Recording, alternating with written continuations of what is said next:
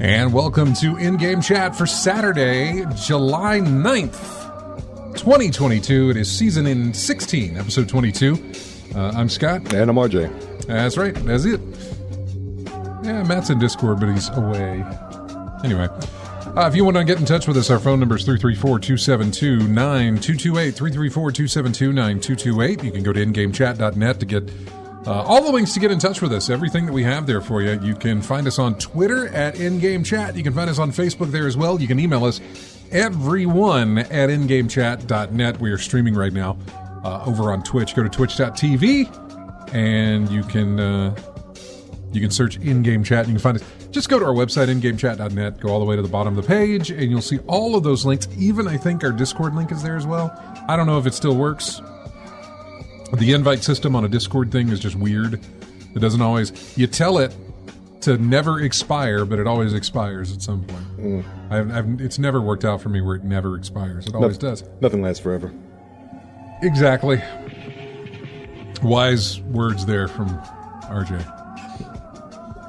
So yeah, that's one way you can do it, and you can join us in the Discord and talk to us through Discord and be on the show with us. It's great. Sounds just like you're over the phone. Sounds even better, actually, compared. True. Yeah, really, really good over the Discord.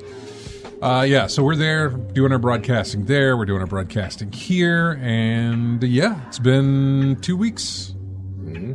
Been a lot of time here since the last time we did a show. Feels like a lot of time anyway. Yeah. What have you been playing there, RJ?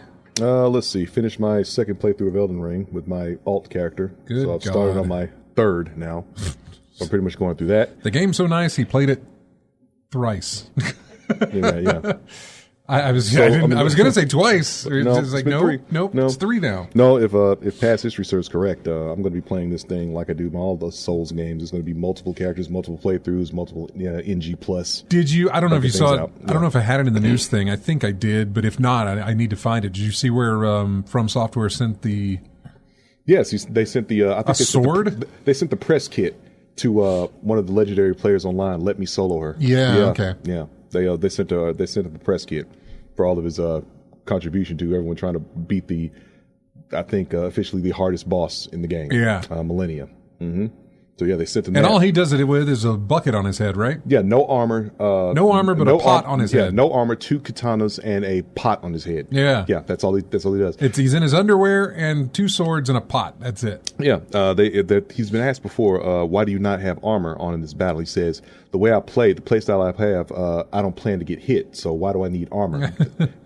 Does armor weight you down? Armor does weigh you down. Okay. So sometimes the best way to have the quickest rolls and reactions and dodges is to not have armor on. But without armor, 1 hit, you're done. Or is that it's going to hurt more. It just hurts more. It hurts a lot more. And it doesn't help the fact that Millennia So it's not a heals one-shot? herself. It's not a one-shot, no. Okay. Not the level I don't believe it's one-shot at the level he's at. But it doesn't help that Millennia heals herself every time she touches you, whether you block it or not. If her blade comes in contact with you, she's healing herself. So it's best to avoid by dodging and everything instead of blocking. Yeah. So they sent him that, and he's done it like hundreds of times doing this with folks, and He deserves it. He's one of the legendary online players. Yeah. He is, and that's what he got out of it. So you're starting your third playthrough. What else you played? Third play. Let's play. I did finish a playthrough of TMNT Shredder's Revenge. Yes, I did a run through with Donatello. So I got to max level with him and unlocked everything on the map through his playthrough. And you were right about that. April is available at start. It's only Casey Jones that's has to be unlocked through one playthrough. Through one playthrough. Yeah. So I've done that. But a lot of the things that are unlocked is based on playing the game through with different characters. So to get all the endings, really, you got to do a playthrough with every character in the game, all 7 folks, I believe. So you get through that, you get all the unlocks with the trophies and everything. Some trophies you can't unlock unless you play online or with other people like that. So that's if you're trophy hunting, be prepared to play online with some folks as well. Yeah. So yeah, pretty much those two, Elden Ring and TMNT this week. Okay, yep. Awesome. Me, it was just Destiny. I don't think I really played anything else. When I did play Destiny, I streamed some Destiny. I don't know if I streamed before we did the show. I streamed the raid last time we did a show. So we got done with the show, went home, started editing video, and then I fired up the stream when we did our raid run. And I did a raid run while we were streaming. We do plan to run the raid tonight. However, and I'm going to go over and check our Discord while I'm logged into Discord here. Yeah, right now, oddly enough, we only have 5 out of the 6 people we need to run the raid tonight. We may not run it. I don't know. We might can find somebody to pop in there and be our 6th. If we run it tonight, I will stream it again. But so far we don't have enough people to do it. It's gotten to that part in the season, I guess, where it's well, I don't know. It's very strange for me that I have done really well this season as far as getting stuff done and moving through it. Yeah, I put in some grind, but not the kind of grind that I remember putting in. Previous seasons, I would get down to sort of the last couple of weeks left in the season, and I'd be grinding everything I need to grind because I've got things I got to do. It hasn't been like that this season at all. I've gotten through so much stuff so early on. I've never been this far ahead in the game or this far ahead in a season before. Everything resets every time you get a new season. And you gotta make your way back to the top again. Yeah. And man, I got to the top pretty quick this season. Not only get to the top, but I got a ton of these little challenges done that needed to get done. Like, running through the Iron Banner thing, which only shows up 2 times a season now, but running through that and getting all the trophies that are available for that, which I could have waited on, but I didn't. I have to reset my Crucible rank, my Vanguard rank, my Gambit rank. You have to reset those twice, and I've done them all. This far into the season. We still got I don't know, it ends August 20-something, so we still have more than a month to go in this season, and I am just moving right along. I've hit my power cap. I'm running things to farm weapons, and that I did 3 Grandmaster Nightfalls this morning, and got through them without a problem, really. So yeah, it's been a different run it's been a situation where there's been times where it's like, I don't have time to play Destiny today, but I'm okay with that because I'm not chasing anything as much anymore. There are some things still left to do, and there will be, because you get 10 weeks of different challenges thrown at you.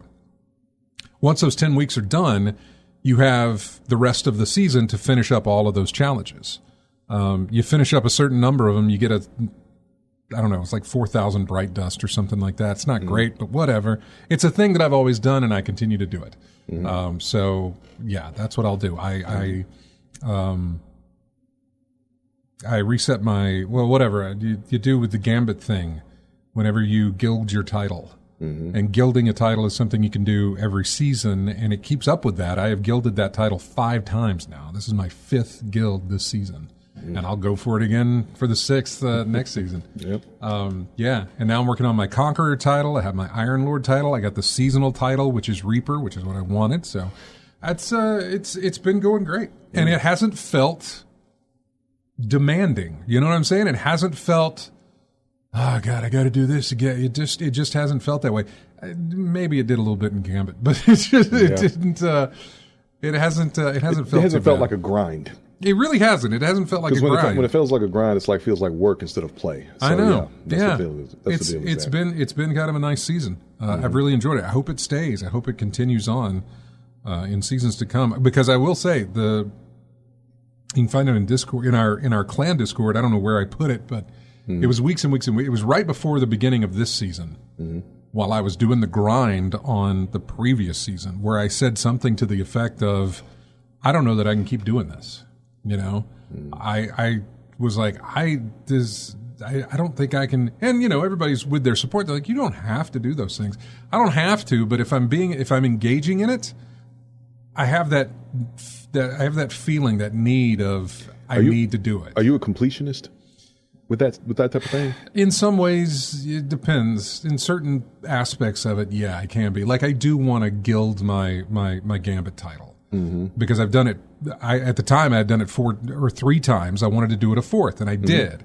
And then when this season opened up and I got into it, in fact, I did say something. I said, "We'll see how next season goes," because there were supposed to be some changes, which they did make changes on how you earn reputation for those 3 things that I mentioned: the Vanguard, the Cruise, the PvP, the Gambit, the Vanguard.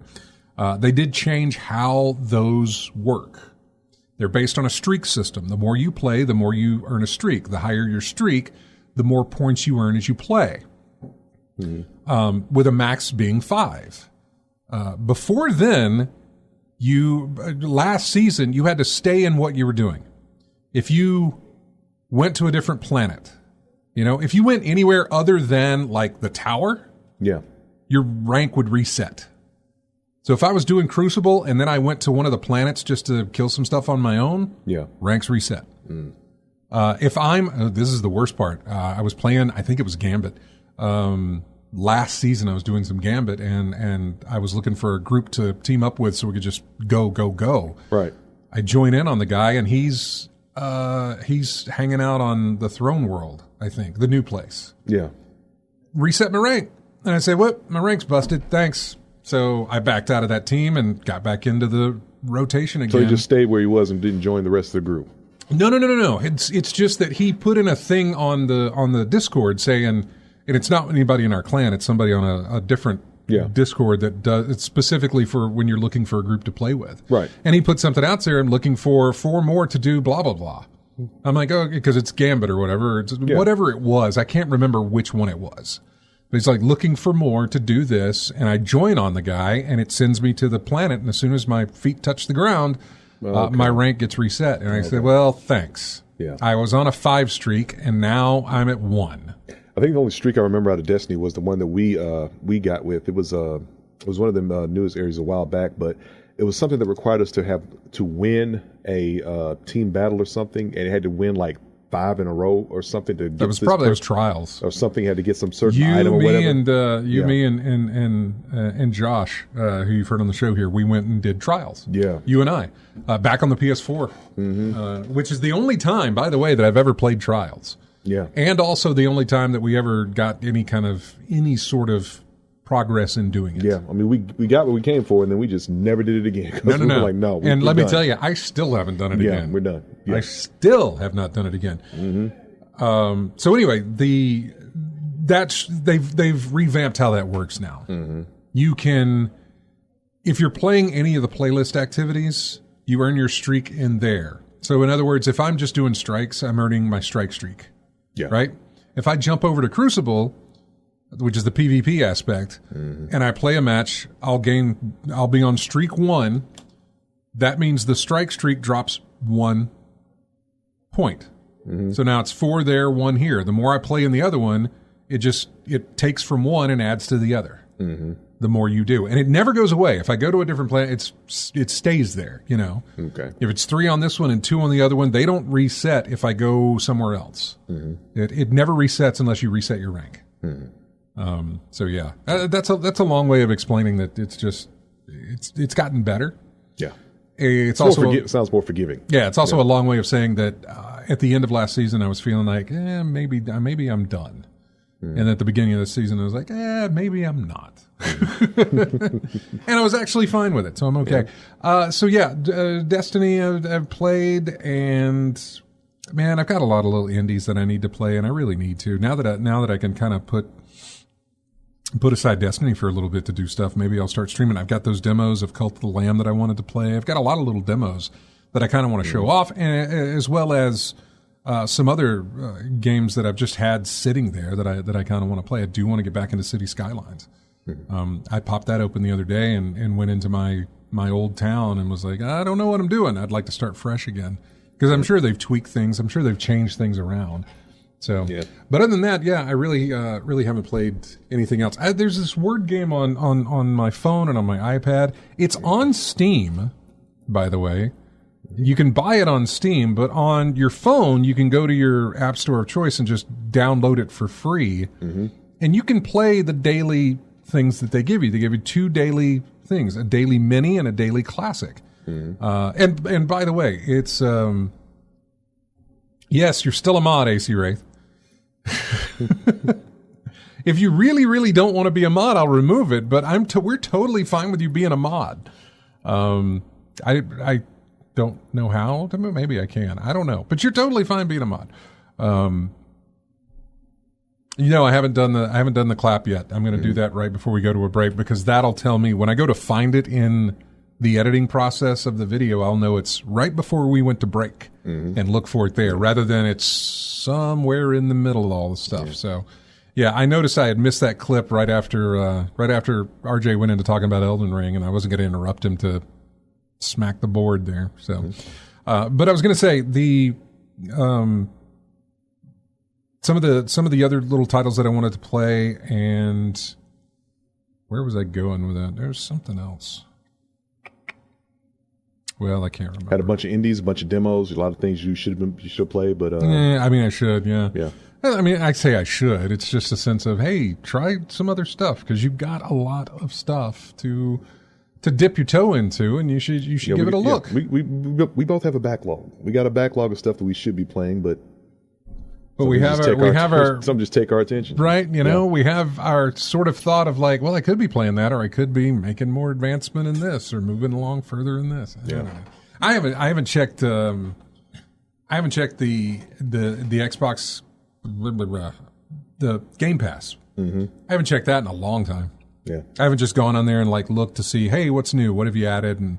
And throw something in there to play it or something like that. I haven't done any of that stuff. Mm-hmm. I downloaded a few things, but never opened them up, never played them. Let them download and never got around to them. Yeah. Some demos as well on Xbox console, which were, I'll check those out at some point. But yeah, so let's see. Where are we at? I'm getting close to it. Can't think of anything. But we can see what the other folks have been playing in the chat room. Drunk Degenerate says the DLC from Monster Hunter Rise. And yeah. Brian Bit the Bullet said he started playing Fall Guys. I haven't played Fall Guys in a minute. It's on the Epic Game Store now, I think. I don't think it's on Steam anymore. I think it's on Epic. Mm-hmm. And of course it's on the consoles as well. I downloaded it PS4 or PS5, I can't remember. Yeah.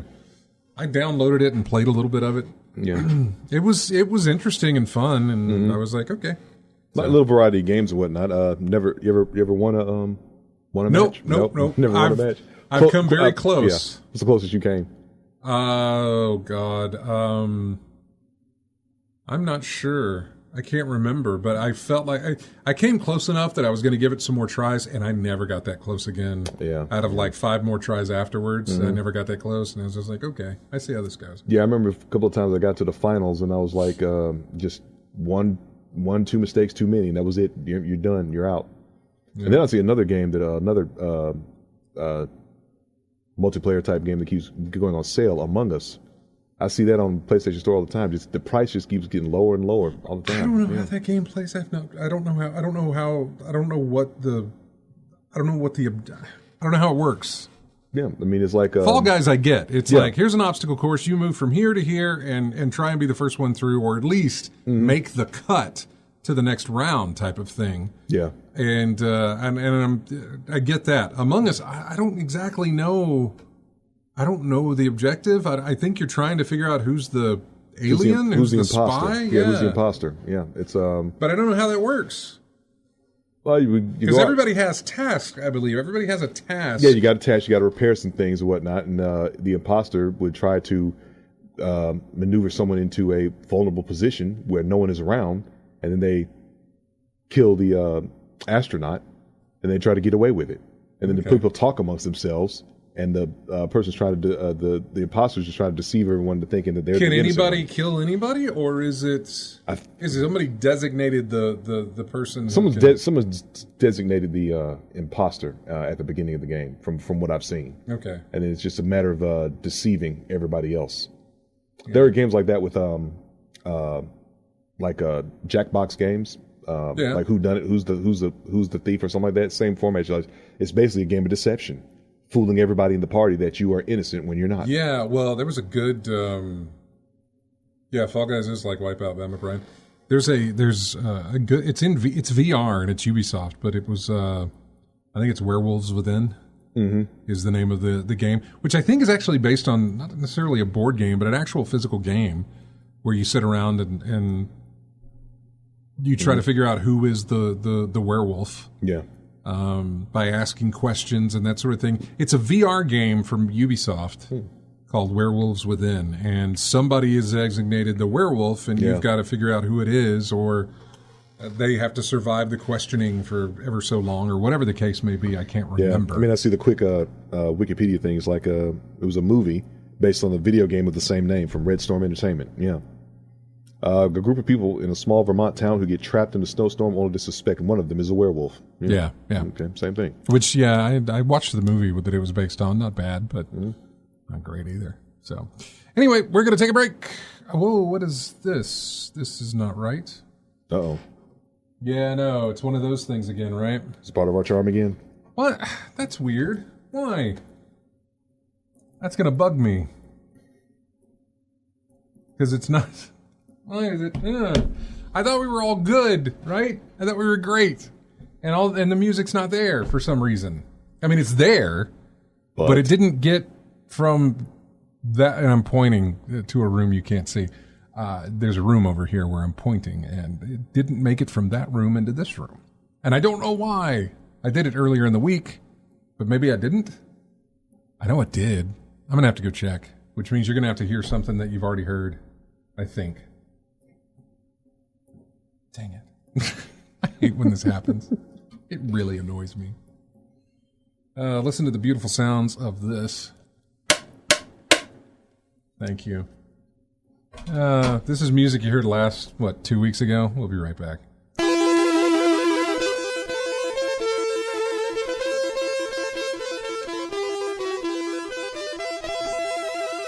No idea.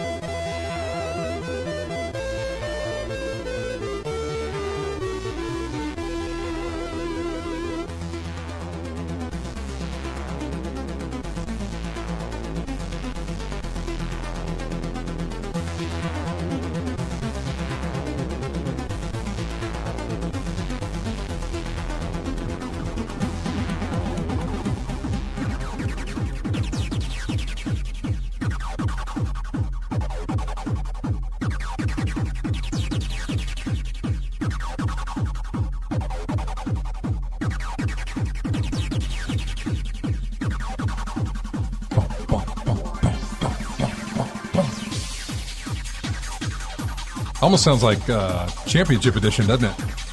Yeah, it does. Actually. Got a little bit of Pac-Man in there, doesn't it? Yeah. This is from a game called Blue Revolver.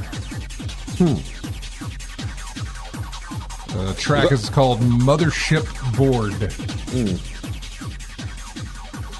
And every time you mention a title, I keep trying to think of the genre it could be in based on the title. Never works, does it? No, it usually doesn't. No, it doesn't. No. This really sounds like Pac-Man. Yeah. Let's see. I'm only noticing this now, even though I listened to this when I found the track itself. Yeah.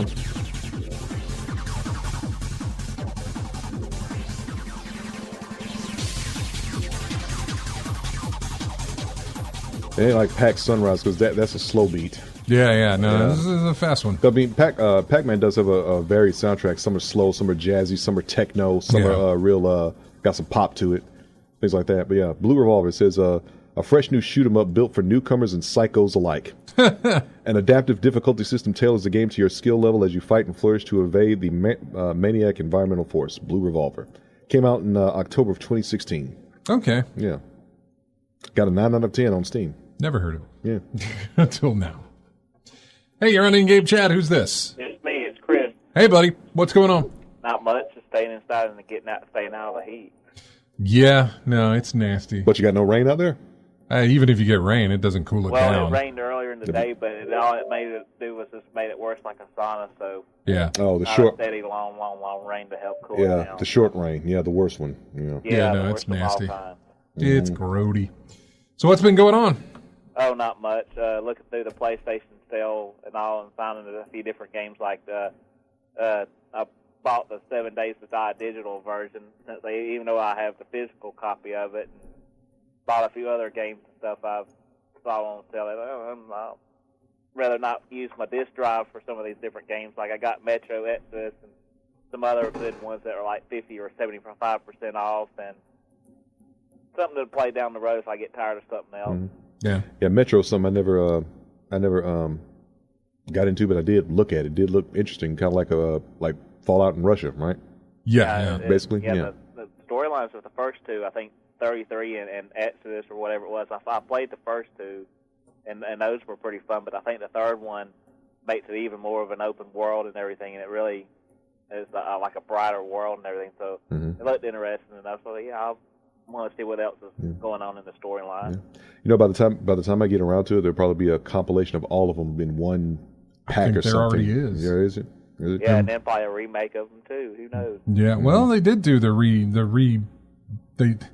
whatever they were. They weren't really remakes, remasters maybe. I don't know, because I know they did something with the first two.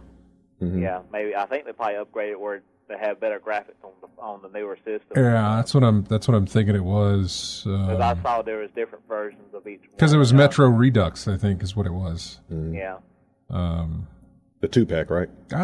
Maybe. Yeah, I don't remember.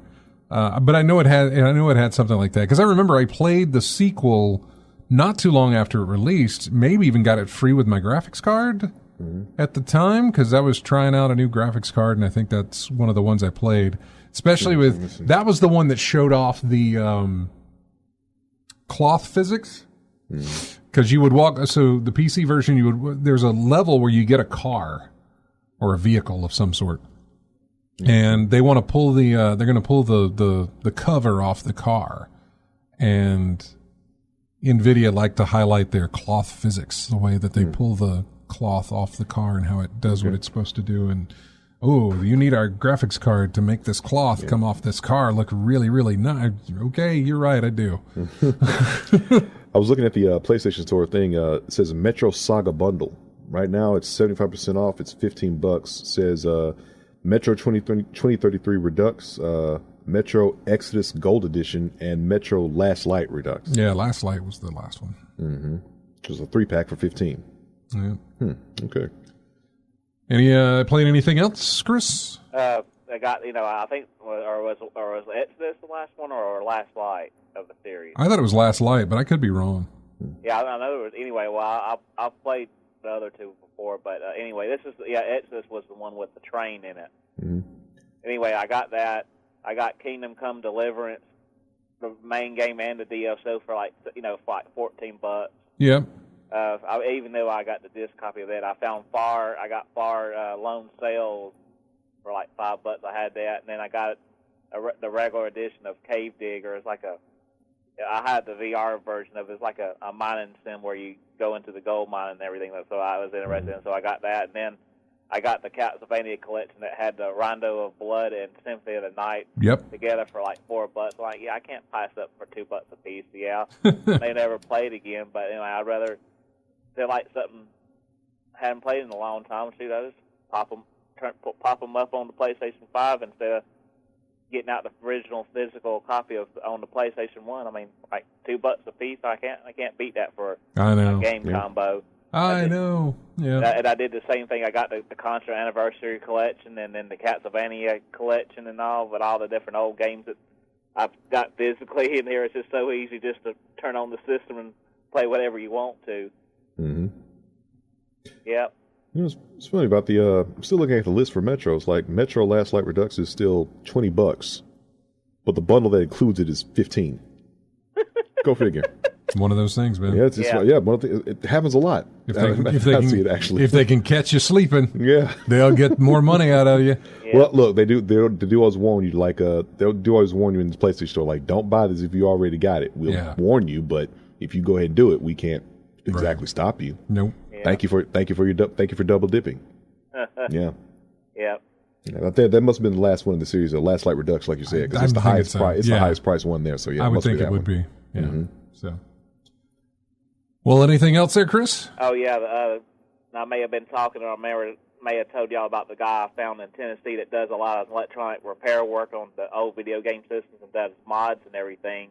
Yeah, his I got him to, the last time I had him fit some of the old packs and everything for that Pioneer Laser Active, the one that I showed off that I had the expensive game, he repaired some of the pieces and equipment that went to that system to help preserve those. So after those that came back, I sent him off the PC Engine Duo-R. It's the white Duo that came out in Japan. It plays the Japanese PC Engine or what was known as TurboGrafx 16 America. Yeah. It had the CD-ROM unit built into it as together, but it would never play the American TurboGrafx 16 games. The Hue cards. So it's what they basically did, like in a lot of other systems.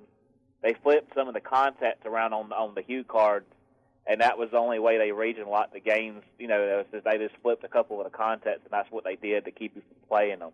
Mm. So I thought, well, I'll just send the system over to him and have him put in a region switch where I can play all of them, just flip a switch on the back of the unit, do that, and then I'd say something where those systems had memory built in it for saving the role-playing games or whatever, if it had a save feature where you could save it.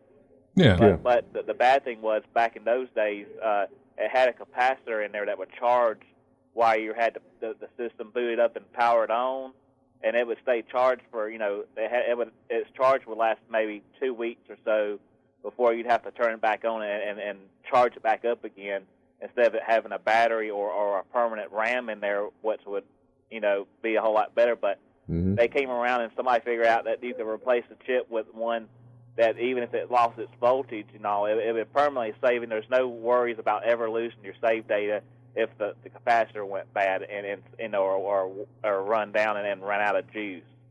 So he did that little mod in there and took the shell apart and did a retro bright thing where it cleaned it, brought the whiteness of the shell back together, and like what was brand new. And he did my controller and all too, and all that stuff, and got it back. And he only charged me for $150 plus the shipping of the console back to do all that work and everything, which was a deal and a half to me for all what he did and all. But he just couldn't stand the look of that faded, grungy controller like the old NES systems looked like. So he cleaned it back up, and he asked me how I liked the controller, and I said, I had to put some blinders on it about blinding me from how white it was. But he did a lot of work with it, and then he loves doing that kind of stuff and helping people out.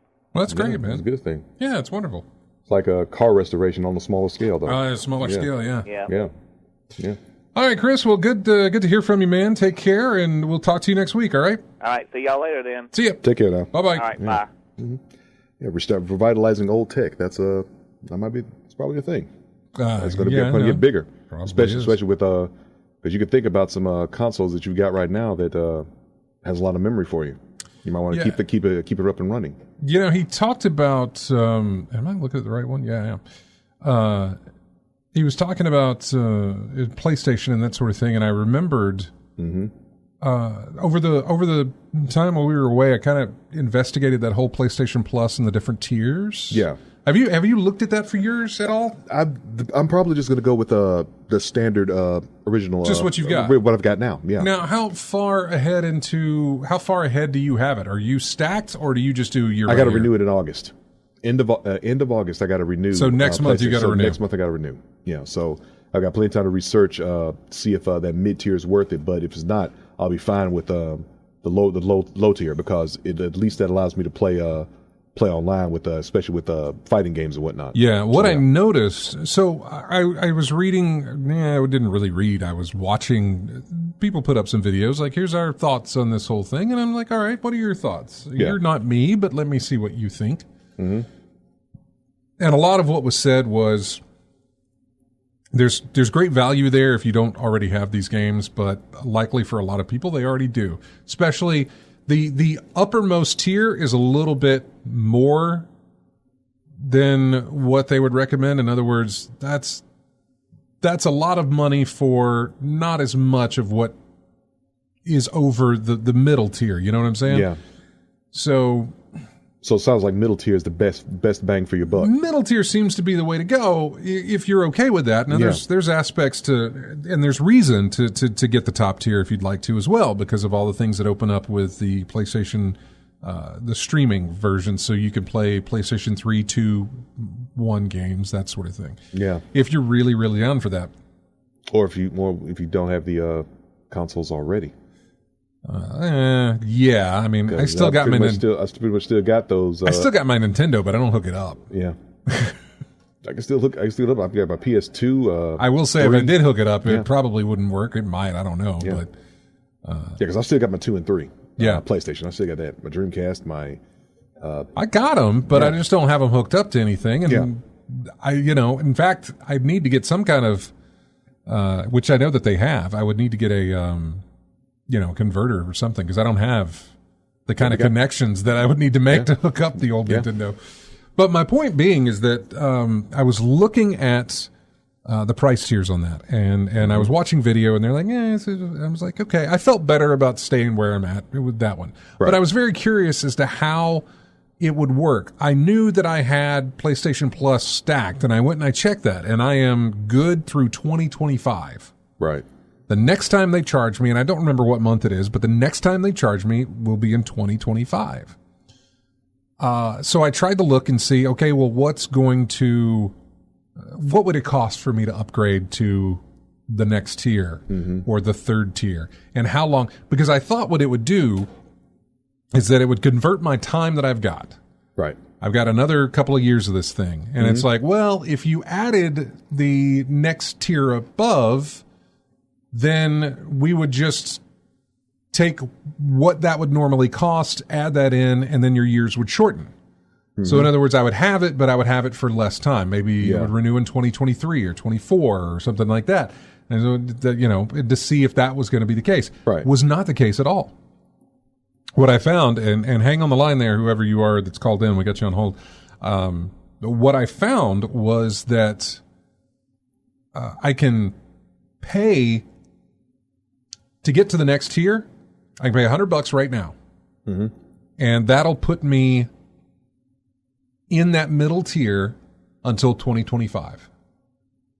$100, I get upgraded, and I have it until 2025. $140, I think, puts me at tier 3, and I have it until 2025. Which I thought was interesting. I thought it was going to be a lot different than that, but apparently, apparently I can just pay the one-time upgrade fee, I guess, $100. Yeah, and then I would be in tier 2 until 2025. Okay. So that surprised me. I was really, really surprised by that, and I was tempted. Yeah, I was like, "What? I can have this until 2025 with just this one little price point? Oh, okay." I was tempted on both, by the way. I was tempted on just going all out, being like, sure, here you go. $150 for 3 more years of this? Yeah. Why not? So I was curious about it.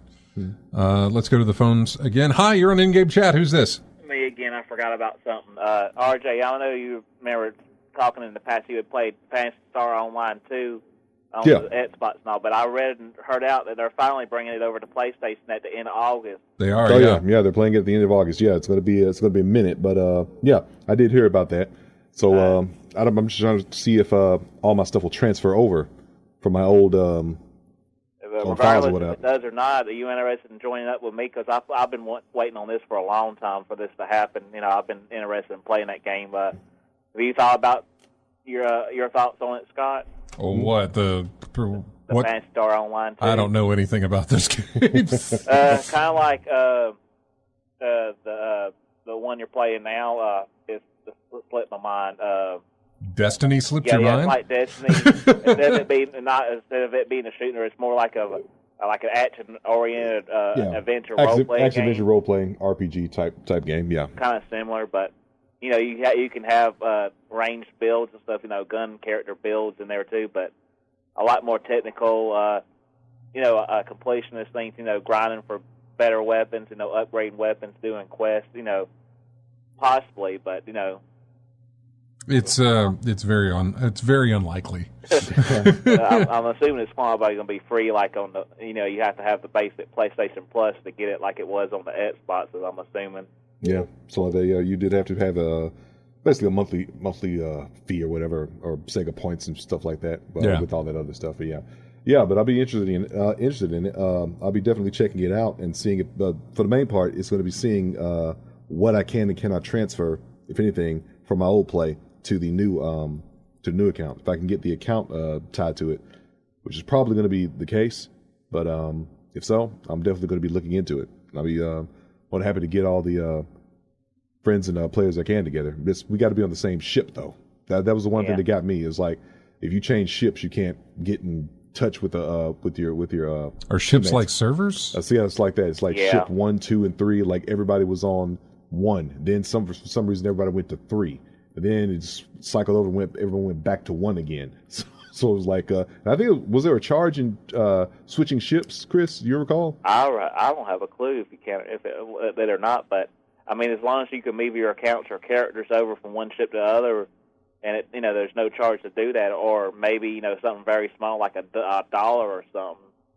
Yeah. If one has more people that gets it congested more than the other ones do. Yeah. But Man, look, anything that small is going to be something cosmetic, not something major like that. But yeah, I'll look into it when it gets around August, when I'll be renewing PlayStation and picking that up. Yeah, I'm definitely going to get into it regardless. I've been itching and waiting. Well, a lot of people have. It's been a long time coming, but finally it's here. One of the ones that they started translating on their own on the PC version and stuff, and people were buying the Japanese version and showing you how to do this, and translated some of the different text and stuff in the game so they could get their hands on it and start playing it. And since Sega didn't want to bring it out and translate it, and then they probably well known that all these fans are out there wanting this, and they still didn't want to do it. Yeah, it's there's some titles that we've probably seen it before. A title that people are clamoring for, they want it, and the desire for it is so much so that someone gets together and makes a version of the game to so that they can play it. Yeah. With Streets of Rage. The only reason we probably had the remake was because the people making Streets of Rage 4 was because of the remake that they made, Bomber Games made, and it got so popular that Sega, at first they said, yeah, you can go ahead and make this, and then they saw how big it got and how popular it got, and then they said they put the cease and desist on, but it's too late. Mm-hmm. everybody had that. Everybody had the remake out and was playing it up a storm, and then finally they said, okay, we get it. The demand is high enough to merit us doing another Streets of Rage, and there we go. And I definitely believe that the remake had something to do with that. So all the people altering the code for Phantasy Star Online 2 got them thinking, okay, fine, okay, yes, we'll do it. We've seen enough. We know that you want it. We'll put it out there. Yeah. It's like also the same way that they've done with old role-playing games that we never got from Japan. Fans translated it and then put the ROMs out there, and then other people eventually made physical releases with bots and manuals, and just handmade stuff for people the fans to enjoy. Yeah. If they want it bad enough, they'll do it. Well, y'all have a good one. We'll see y'all later. All right, dude. Okay. Thanks, All Al. right, bye. Take care. See ya. And we got some time before we hit the break here. And I was just checking. I was going to the bottom of our news page here just because that's more the most recent stuff that happened. And Yeah. new Terminator game has been announced. A survival game. A survival Terminator game. Something like Predator or Friday the 13th, something like that? No, I don't know. That's a good question. I don't know. It's just right now it just has the title of Terminator Survival Project. And it's coming in the distant future is what it says. It'll be set after the events of Judgment Day and before the creation of the resistance against the machines. In other words, it'll be set before the events of Terminator Resistance, which was the 2019 first-person shooter from this same company. So it'll be before then, and of course after Judgment Day. They're withholding further details other to confirm that it's a new game coming to PC and unspecified consoles in the distant future, but a survival-style game set in the post-Judgment Day setting of the Terminator franchise. And so that's how it'll be. So a survival-style game.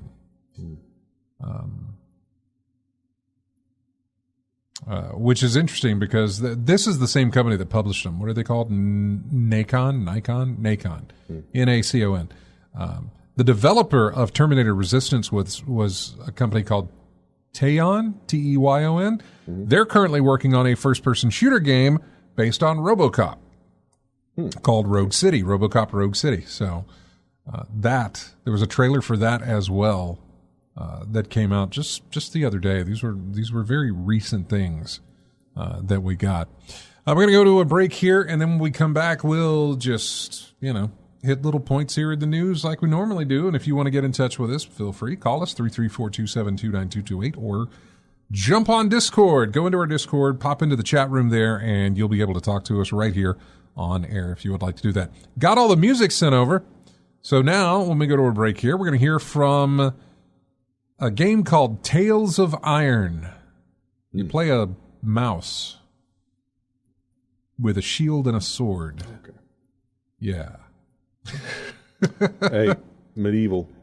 It's kind of like Medieval Mouse. Yeah, Medieval Mickey, maybe. Yeah. I don't know. Tales of Iron. It's called The Forbidden Crypts is the name of the track. And we will be right back with more of In-Game Chat right after this.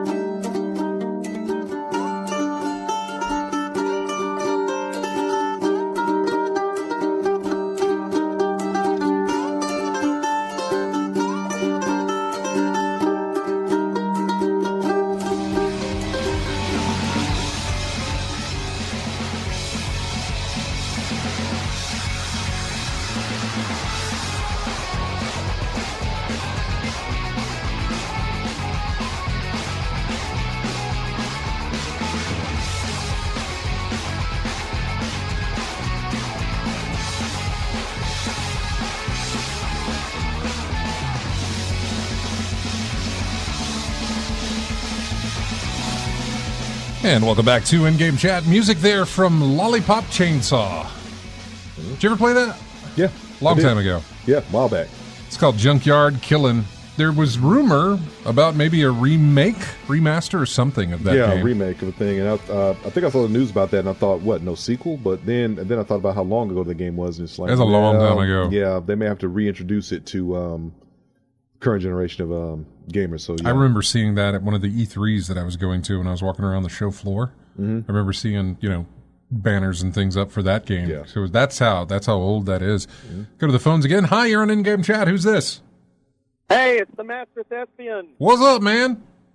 Hey, well, this is a phone call that's taken me about 6 weeks to make. You were talking about something way back in May, and I kept trying to get a chance to call you, and then I was out of town, and you guys were out of town. You hung on to it since May. You kept thinking, well, I gotta call in. I gotta call in. Yeah. Wow. Yeah, it's about an old Sierra game Oh. named Phantasmagoria. Phantasmagoria. Yeah, we talked about that. Yeah. Not reason. I don't know. That. I guess we talked about it back then when you heard it. Yeah. Yeah, and I have played it before, so I can tell you about it if you like. I do have a copy of it. I don't know if you've got an MS-DOS emulator that can run it. It has 7 CDs. I remember really wanting to play it when I was a kid, and at that time, and I say when I was a kid, but at that time, I was going into the store and Dad was buying my games. Every now and again. Now, sometimes he would let me buy my own games if I could do so, but even then, it had to go through him if that's what I was going to do, which is weird. He had no problem with me playing Wolf 3D at the time and Doom and stuff like that. And then when I started moving into stuff like Seventh Guest and then it's Phantasmagoria, which was like, I don't think he wouldn't get past the box art for Phantasmagoria for me to... Probably not. But I really wanted to play it. It was sold as an R-rated game, and there's some reasons for that. There's some pretty gory stuff in it. But it had a toggle mode. You could switch it to PG-13 mode if you wanted to. Oh, okay. So it skipped the cutscenes with the gory stuff. It was interesting, too, is that it had 2 different endings. Depending on what choices you made, you got the good ending or the really bad ending. The bad ending, yeah. Yeah. And the funny thing about it is that the interface was really tricky. Sometimes you'd point and click on something and nothing would happen, and it just took you forever sometimes to go through. The avatars were all video, so they were actual video of people. Right. But all the surroundings were CG. Yeah, this was in the heyday of that style. Yeah. Yes. With live action video onto the game sets. Seventh Guest did it, Myst did it. So there's one I played called the Daedalus Project. You ever heard of that? I have heard of that. Yeah, I don't know much about it, but I've heard of that. Yes. It's very much the same vein. It was an outer space adventure, but the avatars were all video. Yep. Wolf Commander 3, I think, had that in there. The one that had Mark Hamill. Yeah. It's like, but there it is. But anyway, a friend of mine went to a thrift store a few years ago and found a copy of it for like $5. Yeah. So he bought it and gave it to me, knowing that I'd been a big fan of it back in the day. So I've got a copy if you want me to loan it to you, an extended long-term loan. The problem is it runs on MS-DOS, so I don't know if it will work on a modern-day Windows. The thing is, I think I can get it from like GOG or something. Good Old Games, I think. May has. Steam has it too. Steam has Phantasmagoria? Yeah. What? See, See, I look at this.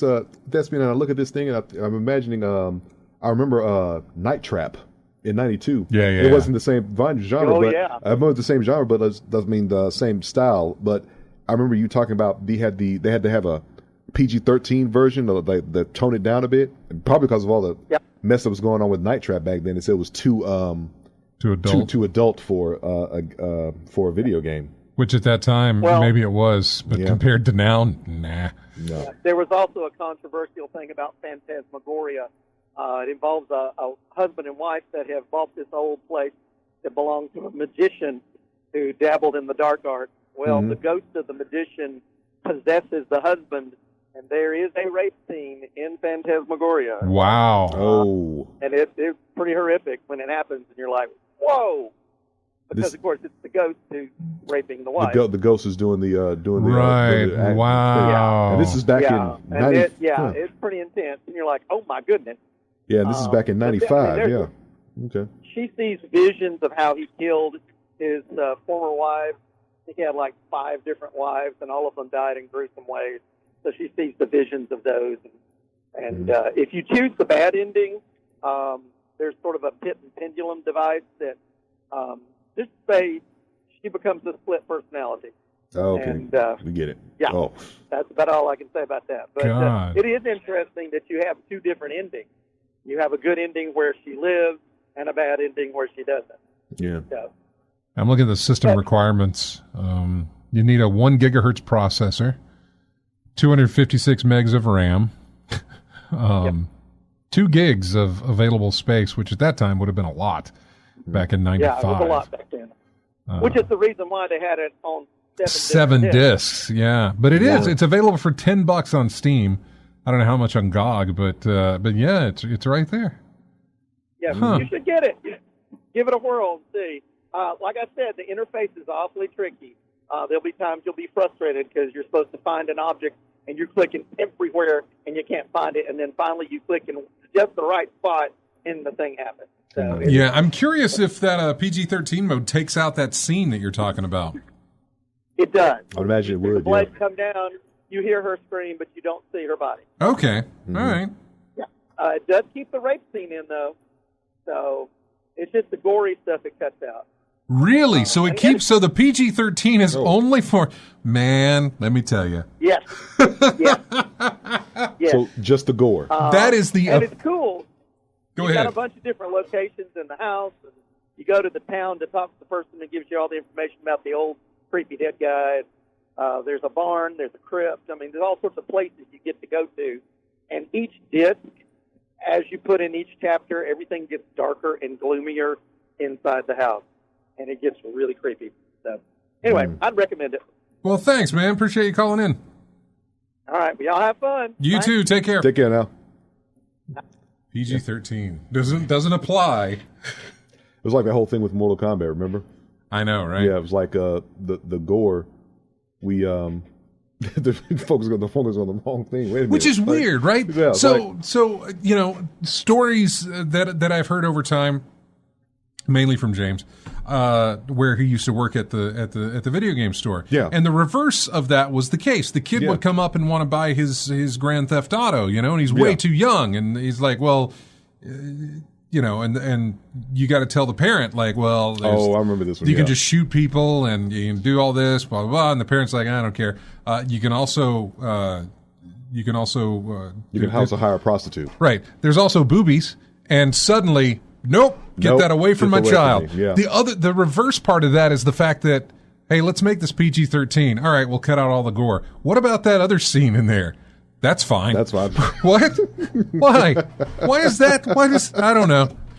Exactly. I don't know. Yeah. Priorities. Okay. Yeah. I guess so. I guess that's where it would. Yeah. With Mortal Kombat, it was the same thing. It was like Mortal Kombat is the same way. Exactly. It's like get that blood off my screen. No. The one with the outfits and so it's like you could literally tear someone apart, but your main concern is The how clothing. scantily clad I know. she was during that thing. That was your concern. I know. Okay. Again, Gotcha. like you said, We the gotcha. priority Priorities. part of things. Yeah, exactly. priorities. All right. That doesn't constitute, but this does, and then this and this. Whoever is making those decisions. There's probably tons of other examples out there. I'm sure there's plenty. But just this is three that we can come up with right now. I'm sure there are plenty. So let's see. Going through the news here, the Quest, or the Quest 2, or the Meta Quest, whatever, the VR thing, the Oculus, which now called as Quest. They're removing the mandatory Facebook login now. Finally, we had heard that they would be doing that, but they kept saying, we're planning on doing that. Well, come August, you will not need a Facebook account in order to, log into the Meta Quest and activate a Quest device or use the store. You will need an account. You will need a Meta account, which is what they're making now. I get it. It's fine. This is making a Meta account is okay. It's not linked to your Facebook page or anything like that. You can completely go out there and sign up for a Meta account with one of your emails or some other email or whatever the case may be, and you have a Meta account. It's not tied to your Facebook page or anything like that. Yeah. I'm not saying it's any better. You're still dealing with Facebook, but whatever. My point is, you don't have to give over your as much as you do, I guess, or feel that you do whenever you give them your Facebook page and all this other stuff. I'm actually fine with them, okay? The fact that they're getting away from that so that you can log in with something else, that's fine. I get it. You're never going to have an online storefront that you don't need an account for. All right? You got to have an account. If I go to Amazon, I have to have an Amazon account in order to buy stuff from Amazon. Yeah, you may can buy it as a guest, but whatever. If I sign up for Netflix, I need a Netflix account. If I do anything, you need an account to do it with. And so you have to sign up for one, which is exactly what they're doing here. It's just now it's not, and there's a lot of options. There's a lot of things you can sign in with using your Facebook account with. For that matter, create a dummy account, a Facebook account, and use that to log in with. The problem with that, though, is that if Facebook ever rolled around and said, this is an inactive account, it's not doing anything, they'll just shut it down. Yeah, they'll shut it down, yeah. And then you suddenly can't get into all of these things that you signed in with through other stuff. So not having a Facebook account attached to it is good.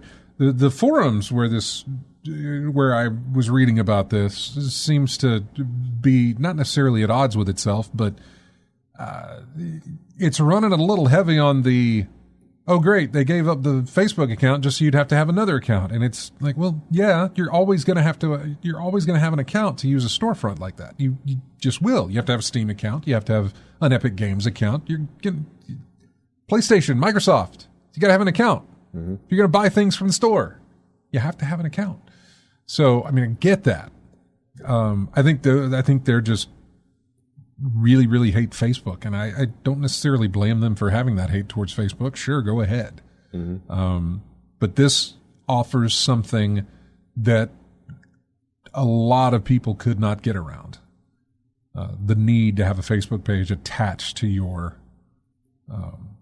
device. And so they're getting rid of that next month. If you are an account, if you're a Quest user, you probably got that email. I got that email yesterday. And it was it was like, hey, this is what's going to happen. It'll happen in August. We'll send you some information then, but we're letting you know up front that this is what it's going to be. So you can continue using your Facebook account if that's what it's doing. But yeah, you can, I think you have, in August they make the change, but you have until January of next year to transfer over, to move over to the Meta account type thing.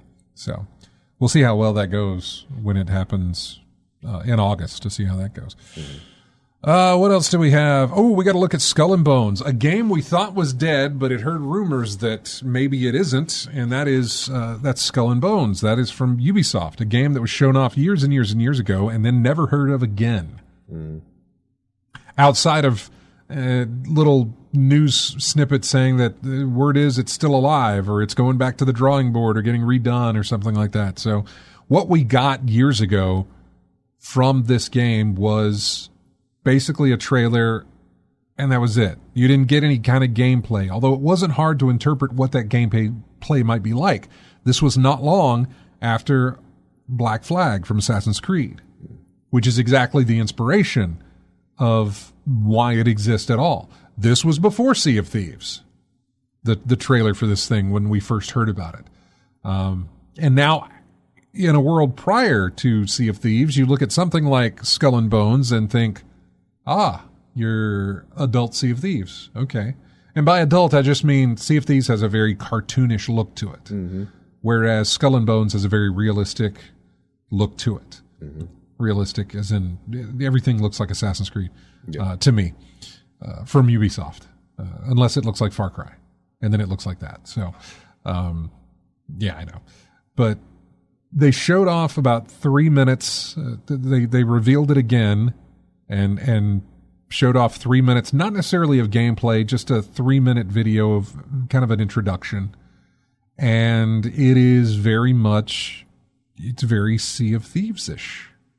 you get your ship and you have these ports and you can stop there and fix your ship or get provisions for your next outing or team up with other people or search for treasure on the land, and then you get in your ship and you go away. And you go to some other place, or whatever the case may be. I don't know. It's very, very Sea of Thieves-ish. But oddly enough, I'm more interested in it than I was Sea of Thieves, actually. Mm-hmm. And I still am. I still am interested. The ships just look amazing. Just look great. But I don't know how it's going to play, you know? Yeah. Also, Ubisoft announced that they were going to do a kind of a, whatever, something like Ubisoft Forward or something like that. They're giving it a title, but it's coming in September, and yeah, it says Ubisoft plans a Forward event, which just means here's where we're going to show off some games on September the 10th is when that's happening. It's a good ways away, but I'm sure we'll see more about Skull and Bones. We will probably see that new Mario Rabbids sequel that's coming out for Switch. We'll probably see some more of that. I would love to see some Splinter Cell. I know they're working on a remaster or remake, one of the two for the original Splinter Cell, so I'd love to see that, but I don't know. More gameplay, more actual gameplay of Skull and Bones I would like to have. Like, I didn't see a HUD the entire time when I was watching this. So does a HUD exist? If it does, what does it look like? How does the game play? What is this? I know you can have different types of ships. You can have, if you put a bunch of guns on it, then it's slower and harder to maneuver. The less guns you put, the more sails you put, you can get better maneuverability. Of course, you're more vulnerable. Yeah. I don't know. There's different aspects to it. And I'm really, really curious about more of that.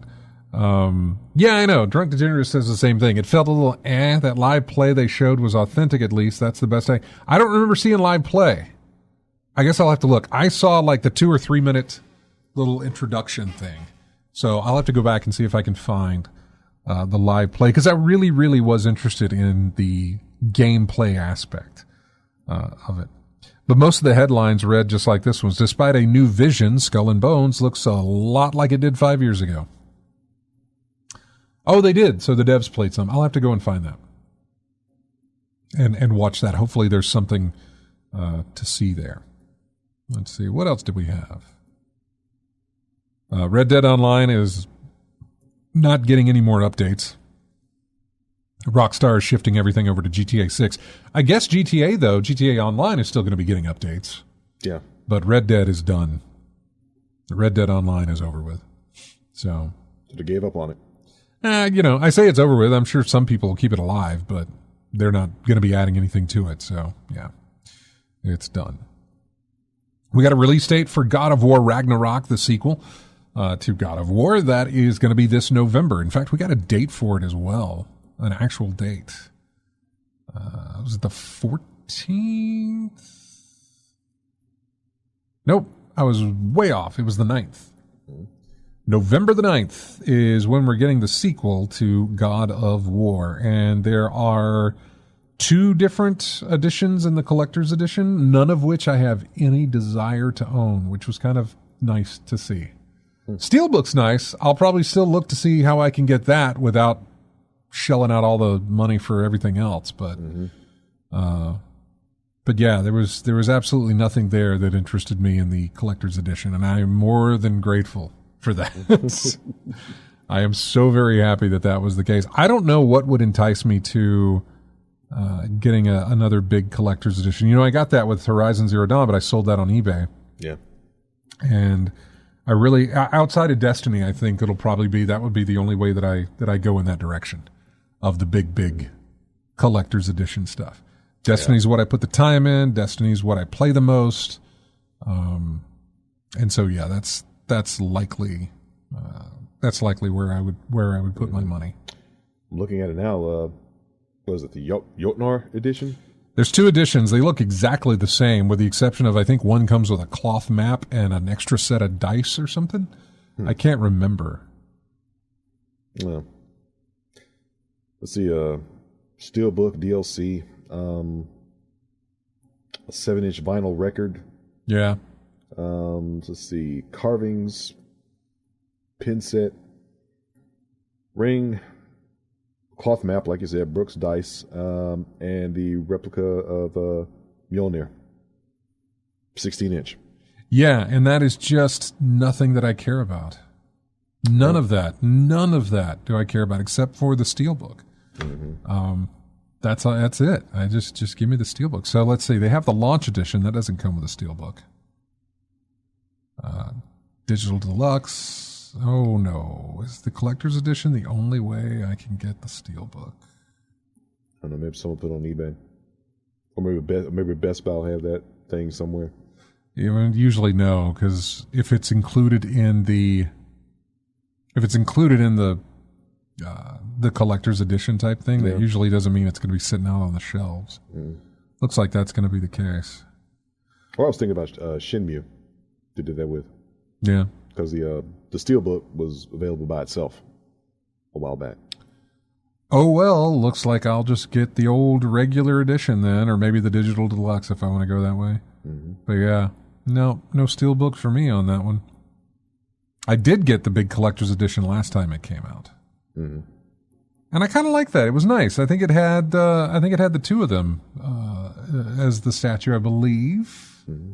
I can't remember exactly what the collector's edition was for the first game. But it did come with that Steelbook. Oh, by the way, there is no physical game in those collector's editions. You'll get a Steelbook, but you won't get a game in it. You'll get a download digital code type thing. Yeah. So keep that in mind, by the way. Let's see. Evans041111 says, don't know if you've seen the F1 Manager 22. It's coming out at the end of August if you're into racing management game. I've never played a racing management game. I've played racing games, but I've never played a racing management game. Just like I've never played a, what is it? Football Manager 2022 soccer, or whatever. Oh, yeah. Soccer, football, yeah. Football Manager, but yeah, Soccer Manager. I've never played any of those either. Yeah. Sounds like it'd be like a fantasy football type thing, but it sounds like it sounds like to me like it would be the part of the basic sports package. It's like baseball, and the show. You manage it. You can manage a team. There's a mode in there where you manage a team or something like that. Or football, you manage some things like that. So it seems like a mode instead of a full game. But they've been able to make a full game out of it. And apparently some people like it. So they're going to keep doing it. Have at it. Yeah.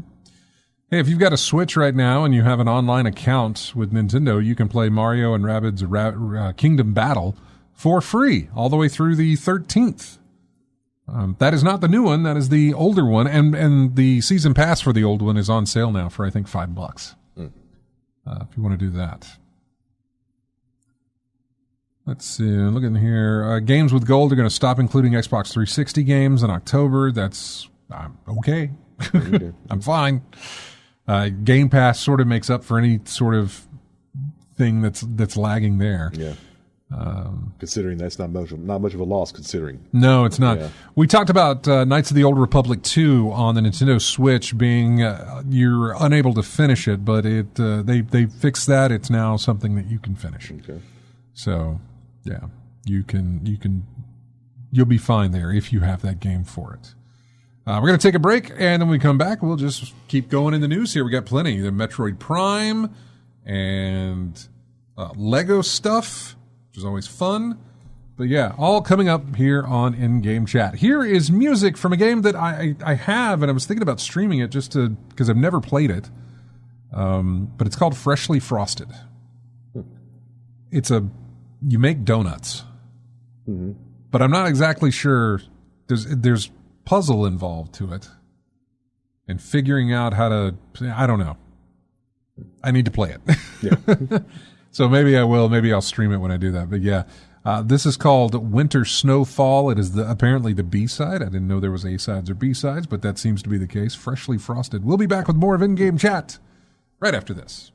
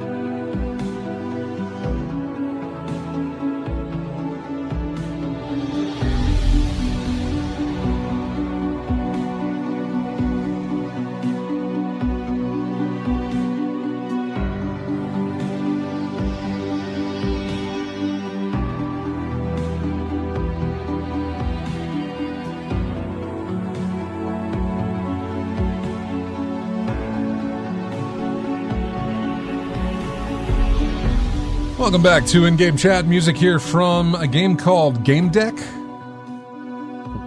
Gamedec. It's the menu music for the game, Game Deck, something like that. I got it on the Humble Bundle monthly thing that comes around, you know. Mm-hmm. Sometimes I look for that I look for music in those games because maybe those are some I've never seen before. Yeah, Game Deck is one of them. Yeah, something different. I'm really kind of interested in that. Somebody on Facebook was playing it and mentioned it, and I said, hey, I got this in the Humble Bundle. Is this really? And they were very, very happy about it. So something I may look into. He says it'll never happen. You know me. Let's see. Evan04111 says this looks really good. You should have a look at the trailer as Frontier devs that made ED or yeah, Elite Dangerous. Frontier is doing the racing management thing. F1 Manager 2022. Okay. I always thought the F1 stuff was Codemasters, but yeah, if it's Frontier, I like them. They did.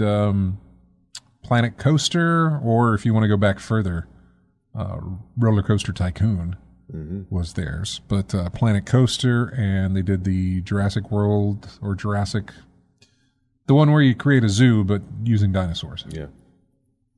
And the whole Jurassic Park labeling on that one.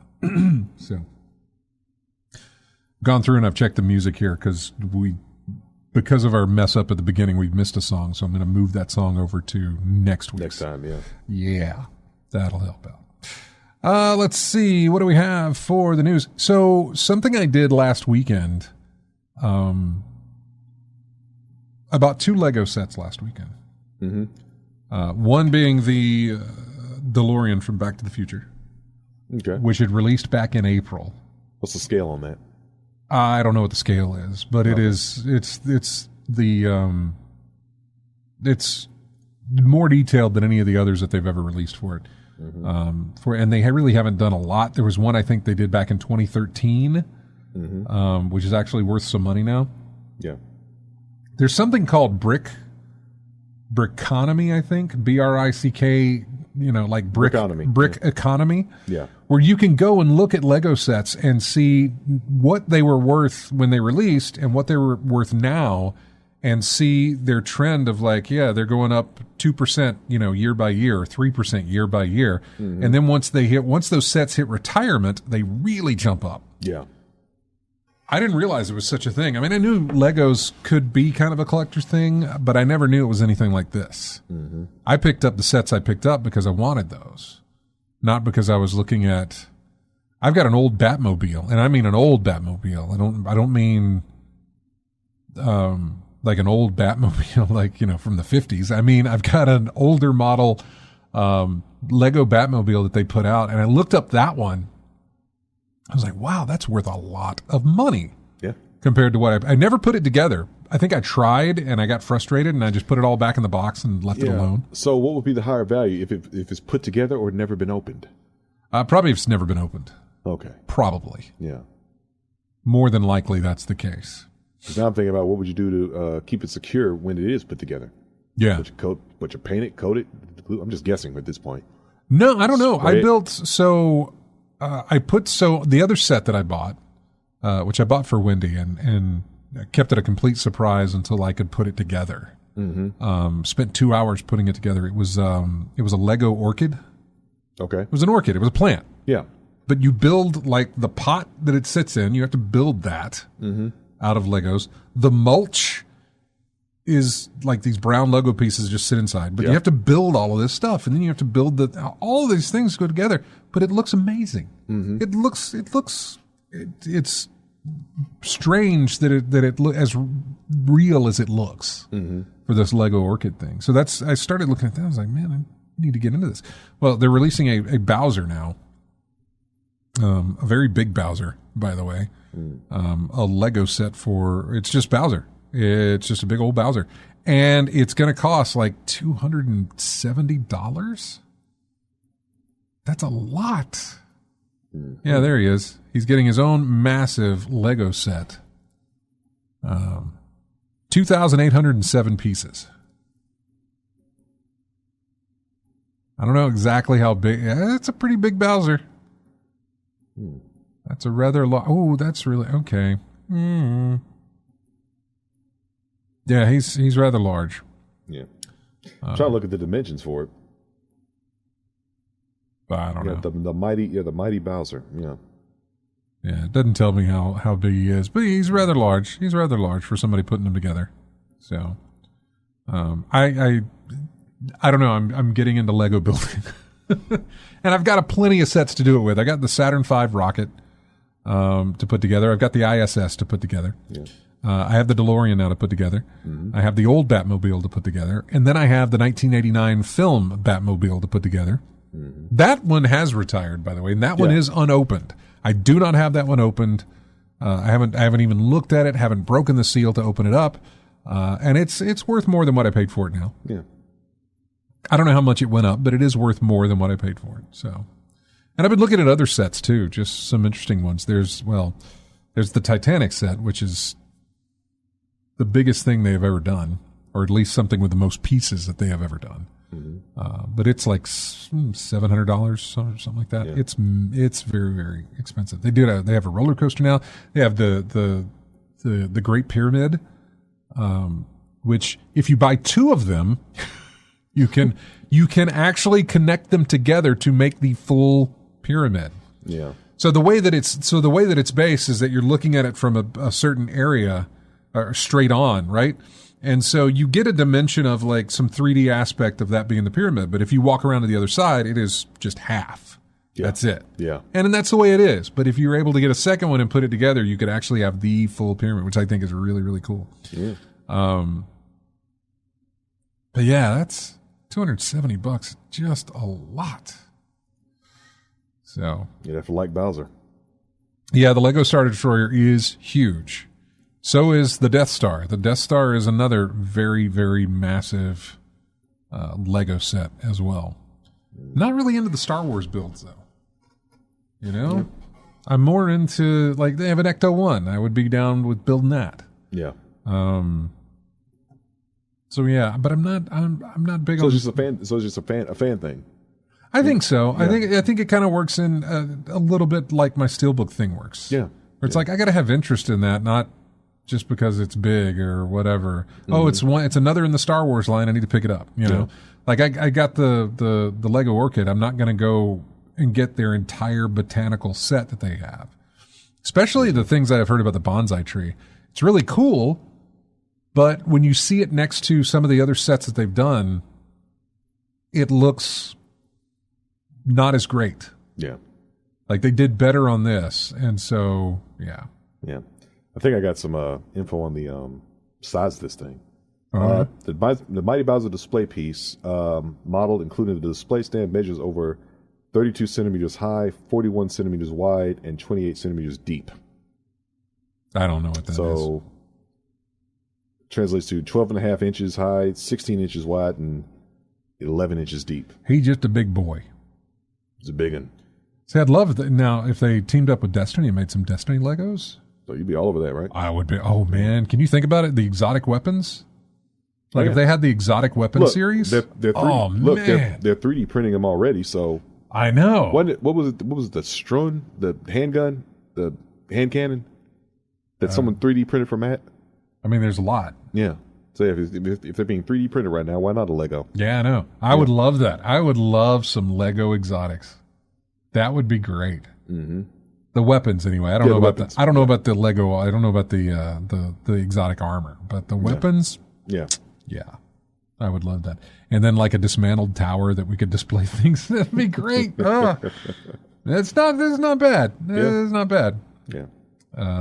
Yeah, The Last Word or Thorn, something like that. Gallahorn is the first thing that comes to my mind. Gallahorn? Yeah. What was that popular sniper rifle that everyone coveted? Icebreaker. Icebreaker? Either that or the Black Spindle.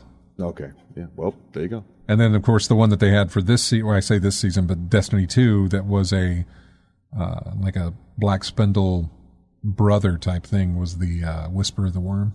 Mm-hmm. Was the other sniper rifle. Yeah. They did release a Nerf Gallahorn. That came out, Bungie Day was this past week, and they offered that up to anybody who had already obtained the weapon in-game, got a code so that you could pre-order the Nerf Gallahorn for, I think, the same as Bowser, $270 for a Nerf gun. Yep. I mean, it's big. It is a big Nerf gun, but I have no desire for that thing at all. Goodness. So. Did you look it up? Yeah, I'm looking it up. He's a big boy. It's a big one. Jeez. Yeah, I know. This thing ought to launch tennis balls. It does launch foam things. You know, I say rockets, missiles, whatever. I shouldn't say it because someone's going to modify that thing and make it actually launch stuff, man. I mean, it's Nerf. It probably not. Oh, it doesn't matter. Nerf is just the shell. Yeah, I know. Someone modified with stuff inside. Yeah, they can make that thing do whatever it wants to. Yeah, but look, you see potato guns. I get that, but how are you going to walk around with that and not attract attention? He's got an RPG on his shoulder. Yeah. So a really colorful RPG. A really colorful one. That it must be a toy. It can't be real. Yeah, exactly. Of course it is. That can't be real. What else do we have in the news? Metroid Prime games coming to Nintendo Switch seems to be the case. I don't know that they're doing a collection or if they're going to somehow, bundle them all. Like here is all the Metroid Primes. You can now play them on Switch. Oh, here's all the Metroid Primes, and we've remastered them or revamped them or something. Yeah. You can play them on your Switch now, which is great. But, there was a Nintendo Direct. I think it was all indie games, though. Yeah, what did we have? While I wait for this thing to load. There we go. Yeah, we had Monster Hunter Rise Sunbreak, Nier Automata with the end of Yorha edition, I guess. Yeah, Yorha. Lorelei and the Laser Eyes. That looked interesting. I think it's kind of a puzzle thing. Yeah, it's a surreal puzzle adventure. Lorelei and the Laser Eyes. Super Bomberman R2. That looks interesting, too, because I think Super Bomberman R I was interested in, but it had a little bit of... It was almost there, but it wasn't. I can't remember what was the issue, but it was like, you're close. But I think they're making up for it with this next one, probably. The entire Mega Man Battle Network collection will be available. That's a ton. 10 classic Mega Man games from the Game Boy Advance era coming to Switch. There'll be an art gallery and a music mode with more than 150 songs from across the series. You can buy it all in one thing, or if you want to get it digitally, it'll be split into 2 volumes. The Looker. I watched what's his name? Video Game Donkey or whatever. I watched his video about The Looker, which is a parody of The Witness. And it's fantastic as far as the Donkey video goes. Watching that, I thought that was great. I saw that and I was like, that looks a lot like The Witness. And I go to click on it and it's just great. It was fantastic. I think I saw everything that it had to offer through watching that video, but that was good. That was a nice little, little parody, I think. Also at the Nintendo Direct, we had Pac-Man World Repack, which is a remaster of Pac-Man World. I'm interested in this only because it's Pac-Man. Yeah. That's the only reason. Another game called Blank, BLANC. It's a monochromatic adventure free of text, starring a fawn and a wolf cub who must work together to find a way home across a snowy wilderness. It's described as an emotional adventure and has both local and online co-op play. February of next year on that one. Return to Monkey Island. There is a vague 2022 launch date for that game. And that's apparently all we'll ever hear about it again, at least from, what's his name? Why am I forgetting his name? I thought I had stuff in here to talk about it because he was very, very upset and said he's not going to talk about it anymore because people were just so annoying to him. They were being mean. And I don't mean just mean. I mean, they were being horrible people because probably he changed some little thing about the game and they're really, really upset. We're talking Hostile? Well, hostile enough for him to say, okay, fine, I'm not going to talk about this game anymore. Okay. And I can't find it at all. Oh, there it is. Return to Monkey Island creator will no longer talk about the game following abuse. The joy of sharing has been driven from me, he says. Ron Gilbert, that's his name. I'm shutting down comments. People are just being mean, and I'm having to delete personal attack comments, he wrote. He went on to defend the upcoming release, his first return to the series since 1991's LeChuck's Revenge. It's an amazing game, and everyone on the team is very proud of it. Play it or don't play it, but don't ruin it for everyone else, he said. I won't be posting any more about the game. The joy of sharing has been driven from me. The voice actor for the main character of the game said, bang up job, everybody. I've seen a lot of passionate but polite adjacent discussion going on, but the comments on Ron's blog were a total blank show.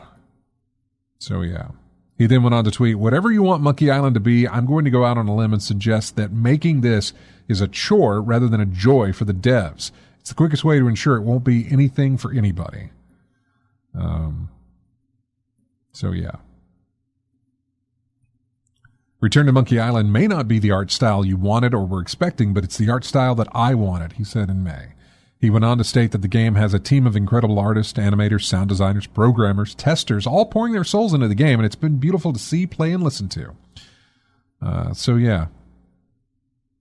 He went on to say that he hopes more than anything that those who aren't enamored of the new look will still be able to let themselves enjoy the game, as there is so much awesome stuff in this game. So, yeah. They were exceptionally mean to him. Which was horrible. Mario and Rabbids Sparks of Hope. We got a release date on that one, which is October 20th. That is a Ubisoft game, I believe, and so I think that's going to be highlighted at their Forward event in September. They also showed off some more gameplay of Sonic Frontiers with the cyberspace zone thing or whatever it is that has what looks like more traditional levels built into it. I don't know if you saw any of that. So, we'll see. What else do we have? There's some other games we knew about already. Disney Dreamlight Valley. It looks like Animal Crossing, but it's set in the Disney realm. You go and you build your castle. Yeah. And have people come to the place where you're at, and but you play as a human and not some animal, or not some, I don't know. The Animal Crossing thing's very, I don't want to say cartoonish and then talk about Disney as though it's not. Yeah. But doesn't have that whole kiddie vibe filled to it that Animal Crossing sort of seems to have when you compare the two. Mm-hmm. I'm actually perfectly fine with the way Animal Crossing is. I have no problem with that. It's not like, I would rather play something that has a more, I don't know, not kid theme. I don't know. That seems stupid. So, but yeah, I was interested. I thought that was cool. It was like, okay, they looked at Animal Crossing and said, let's do this with our properties, which is a perfect opportunity with everything that you've got to do something with that. So it just made sense.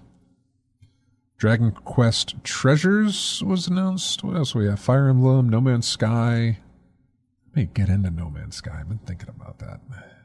Thought about it during the Steam Summer Sale, and I never picked it up. So, The Portal Companion Collection came out. That was released the day they showed it off. It contains both 1 and 2. It's available now. Valve's excellent first-person previously been announced, but today as it launches a surprise multiplayer mode. Fans take note. You can play Portal 2 in local split-screen and online co-op. Harvestella, which is a Final Fantasy-style take on Stardew Valley, was also announced by Square Enix. Fields to farm, townfolk to befriend, and beasties to slay. And there's also something very ominous called the Season of Death, which you should avoid. November 4th for the release on that one. And then Persona 5.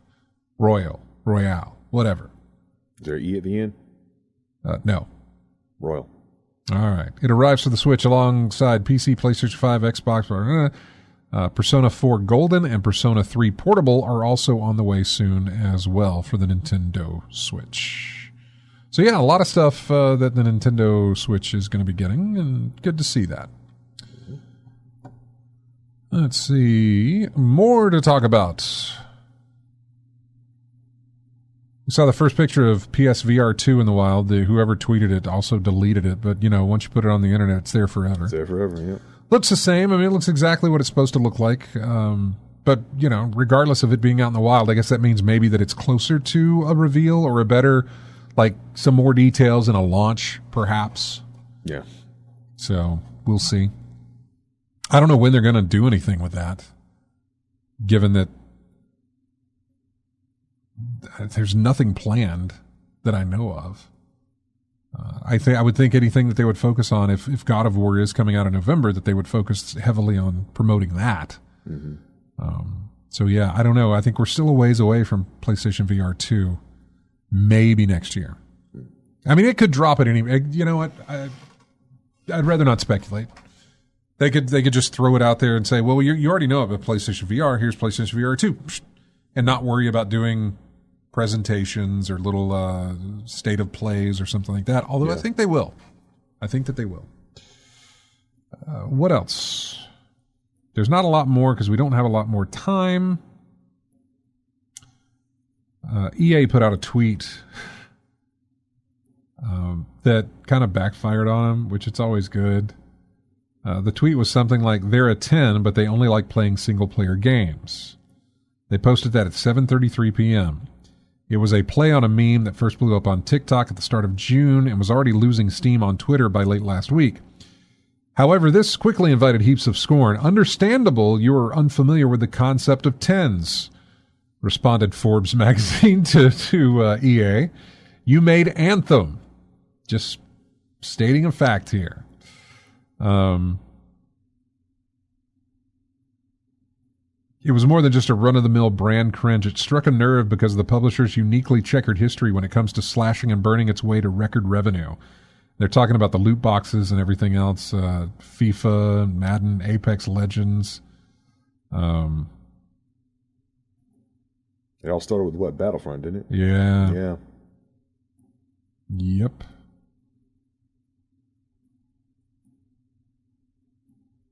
Yeah, there's more to this, and I wish I had time because we're about to run out of it. But they had the company, whoever it is, the social media managers of the company got together and said, "How do we combat this?" And they said, "Well, let's have our other brands dunk on what we just tweeted out." And then they thought, no, because then they're just going to say that we have, it was more of that. And so I think what it ultimately came down to was just to make an apology afterwards. There was a meeting about social media. Like, how do we spin this? Yeah. Brands are brands, dude. That's what you're going to get. Yeah. You're always going to get that. I know it's fun when like the Wendy's Twitter, roasts and stuff. That's great, but it's branding. Yeah. They're selling you a product. Hey, we got to go. We're done. That's it. We're going to go home and raid and stream it, I hope. I don't know if we got enough people, but that's what we're going to do. I hope you guys have a great night. This is music from Phoenix Point. It's called Dawn of Determination. We will be back next week. Thank you guys so much for joining us. Have a great week. We'll see you next time.